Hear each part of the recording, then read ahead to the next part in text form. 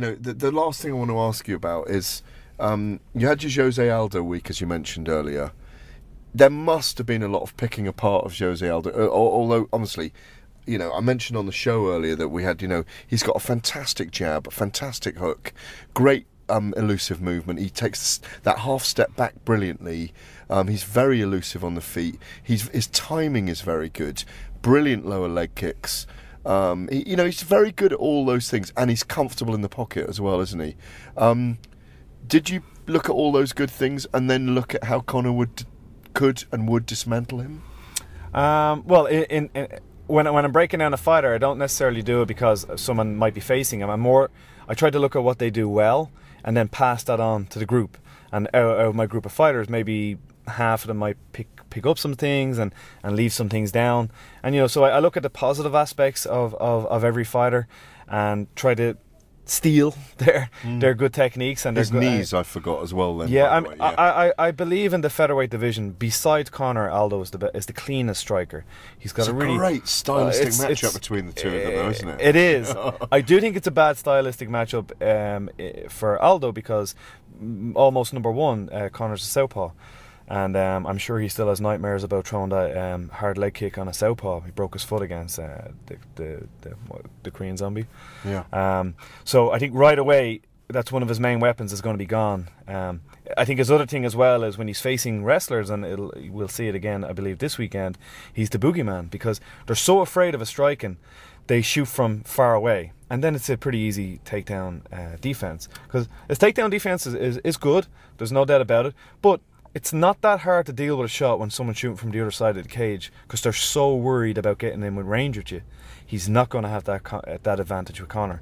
Conor is on a daily basis sparring world level professional boxers, kickboxers, and not only holding his own, but a lot of these guys when they're getting ready for world title fights in boxing are coming to me and asking can they spar with Conor. So when he's in with Conor, he's not going to be the boogeyman. If anything, he's probably going to be the one on the back foot. And then we're going to have to see how's Aldo's takedowns. We did see that a little bit more maybe earlier in his career. I haven't seen it all that much lately. But yeah, he is. There's no doubt about it. He's a rock solid fighter. There's a reason why he's been the only UFC featherweight champion. 7th defense on Saturday. It's fantastic. And he's a fighter I like to study and learn from. And when the time does come, if the two of them face each other, we'll obviously train as best we can for it. And then you're not going to find a bigger fan than this guy that's going to be sitting in the corner just watching it unfold. One of the things that people will say to you, and I know what your answer is, just because I've heard and read it before, but then people will say, well, what about Conor against a wrestler? What about him against Mendes? And you have an answer for that, don't you? Yeah, well, I guess there's different ways of looking at it. What I will say is, let's look at Jon Jones. He's beaten pretty much every style, and as soon as he beats him, we see on Sunday the internet guys asking, this guy will beat him. And what I say to that is, different style, you're like a karate guy. But thankfully that's how it is, because the worst thing that can happen is Conor to beat every style, and then he beats the Ultimate Fighter on a Saturday night, and then on Sunday people go, well, okay, I don't see him anymore. He's beating everybody. Yeah. I want this intrigue. I want people to question, because he'll go in and I fight a wrestler and beat him, and then but there's a new guy coming up now that has a more submission-orientated game. What's going to happen when he faces him? So from a business perspective, from an entertainment perspective, I hope that never goes away, and I hope people always do have questions because it builds intrigue in the next contest. But I can tell you this, in the gym, we're preparing for all styles. We have high-level wrestlers in the gym, we have high-level submission guys, we have high-level strikers, we have all different personalities, all different fight styles, and we're ready for everything. I mean, I know you've gone on record as saying Conor's ready for the title if the UFC are ready for him to fight for it. There's two other guys there, the top of division, who I think are interesting. Cub Swanson and Frankie Edgar. Those are two very interesting stylistic matchups as well. Do you see their style suiting Conor's style as well? Yeah, I will be honest and say I'm not big into trying to figure out how it's going to play out. Right. I just love fights, and I love training, and I love coaching. But let's look at that fight for a moment. Let's say Cub Swanson and Edgar have a close fight, one way or the other. It doesn't really matter who wins. Now, if that's a close fight one way or the other, and then we are kind of playing ifs and buts here, but Cub and Dustin had a very close fight. Cub won the decision. So if Cub and Edgar are close, and Cub and Dustin are close, then you could almost put those three guys as being similar level of mixed martial arts. What happened when Conor faced Dustin? Dustin looked like he'd never trained in his life, and I don't think it would be all that bewildered. I thought. Yeah, he just, as I figured he would. His skill set is, anyway. That fight's over, but we can just look at it from a fact point of view, not opinion, fact. Factually, what happened when they faced, it was a one-sided display of skill, and if Swanson almost struggled to get a decision win against Dustin, who I believe, if I remember correctly, took that fight on late enough notice, but Conor could blow him away in a minute 46. Well, would it be all that different with Cub fighting Conor? I don't believe so.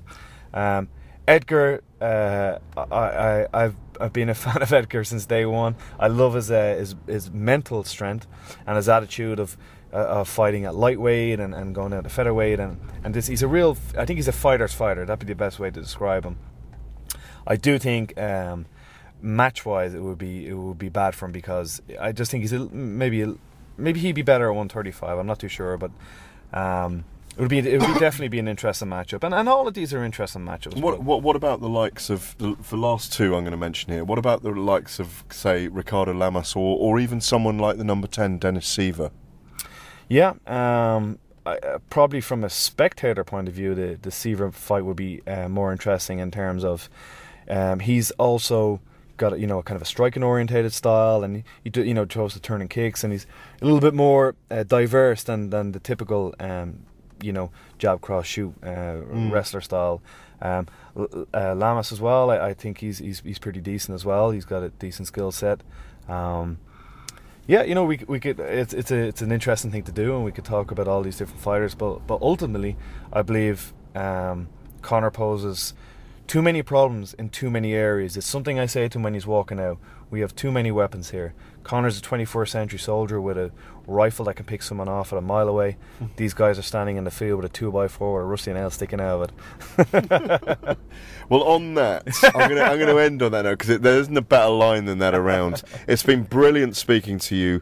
I want to say congratulations. I know there's a long way to go yet, but congratulations on your recognition. Both in Ireland and around the mixed martial arts world, for what you've achieved over the last decade, really. And it's been brilliant to have you on the UFC World Podcast. Thank you very much, John Kavanagh. Thanks very much for having me on, and I hope we continue this relationship and these conversations as the years go by. I'm Gareth A Davies. You've been listening to the UFC World Podcast.